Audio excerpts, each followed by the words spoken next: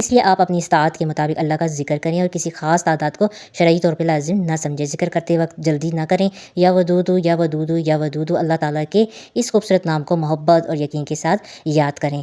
پھر اپنے رب سے دعا کریں۔ اگر گھر میں کسی سے ناراضگی ہے تو دعا کریں، یا اللہ ہمارے دلوں سے نفرت، غصہ اور غلط فہمیت دور فرما، ہمارے درمیان محبت، رحم اور سمجھ پیدا فرما۔ اگر میاں بیوی کے درمیان اختلاف ہے تو دعا کریں، یا اللہ ہمارے رشتے میں محبت، وفا، سکون اور برکت عطا فرما، ہمارے دلوں کو ایک دوسرے کے لیے نرم اور ہمیں ایک دوسرے کے حقوق ادا کرنے کی توفیق عطا فرما۔ اور اگر آپ کسی جائز رشتے یا شادی کے لیے دعا کر رہے ہیں تو یوں کہیں، یا اللہ اگر یہ رشتہ میرے دین، دنیا اور آخرت کے لیے بہتر ہے تو اسے آسان فرما، ہمارے لیے خیر اور برکت رکھ، اور اگر اس میں میرے لیے خیر نہیں تو میرے دل کو اس سے ہٹا دے اور مجھے اس سے بہتر عطا فرما۔ یہ دعا بہت خوبصورت ہے کیونکہ اس میں ہم اپنی خواہش کے ساتھ اللہ تعالیٰ کی حکمت پر بھی بھروسہ کرتے ہیں۔ یاد رکھیے، کبھی کبھی ہم جس چیز کو اپنے لیے بہترین سمجھ رہے ہوتے ہیں اللہ تعالیٰ جانتا ہے کہ وہ ہمارے لیے بہتر نہیں، اس لیے دعا میں ضد نہیں، اللہ پر توکل ہونا چاہیے۔ یا ودود کا ذکر کرتے ہوئے صرف دنیاوی محبت نہ مانگے بلکہ اللہ تعالیٰ کی اپنی محبت بھی مانگیں۔